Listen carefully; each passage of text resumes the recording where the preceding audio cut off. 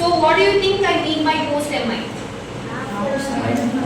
So you are having a myocardial infarction. That myocardial infarction is getting into a necrosis stage. Because of this necrosis stage in the myocardium, the damage is also transferred to your pericardium. Your pericarditis is getting an inflammation that is called as post-MI tightly mediated pericarditis. Okay. So after that you will be having a post-surgery to your heart and chest. So if you are having any kind of heart surgery or chest surgery, because of the complication, yesterday I have told you, it will lead to pericardial effusion and pericarditis. So because of that reason, if you are getting a pericarditis, it is called as post-surgery to your heart and chest. Okay. So fifth one will be tumor or cancer. I have already told you, any type of tumor or cancer will not originate from your heart itself. Okay. Either it will come from another other organ, or it will transfer from any type of blood circulation. That one is called metastasis.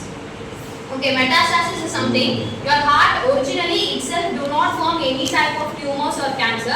If it is formed in any other organs, it is mixed with your bloodstream and it is traveling into your heart and your heart get affected. Okay, fine. So next one is tuberculosis is also a type of infection. Seventh one is uremia, technically known as your kidney failure, and eighth one is radiation therapy. If you are undergoing a treatment which you have radiation therapy, it will be leading to pericarditis. Okay. So what is pericarditis actually? So what is pericarditis, Abhina? Your pericardial layer is getting an infection. Because of that infection, your pericardial layer is undergoing inflammation. Okay. So after undergoing inflammation, it will mimic the same stage that happens in your restrictive cardiomyopathy. So what happens in your restrictive cardiomyopathy? What I have told you, what process your ventricles or your heart walls will undergo in restrictive cardiomyopathy. What happens in your restrictive cardiomyopathy? What is the main cause for your restrictive cardiomyopathy?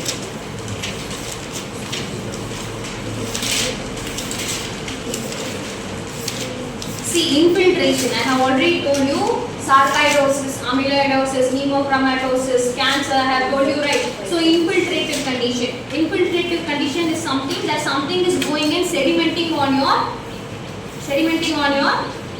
myocardial layer. So same thing is happening to your pericardial layer. Okay. So what happens here is, after inflammation, your heart wall is getting thick and rigid.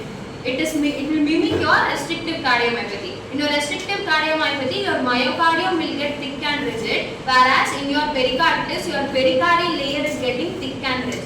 Okay. If it is getting thick and rigid, what happens? It is pericardium. How will your contraction will influence the pericardium? Contraction is something happening in your myocardium, right? How will it influence?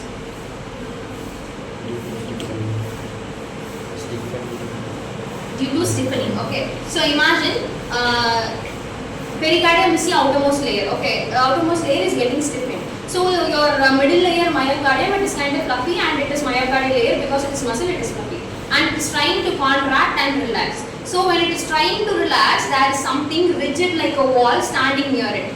Will it be able to relax? Okay. Automatically we will undergo diastolic impairment.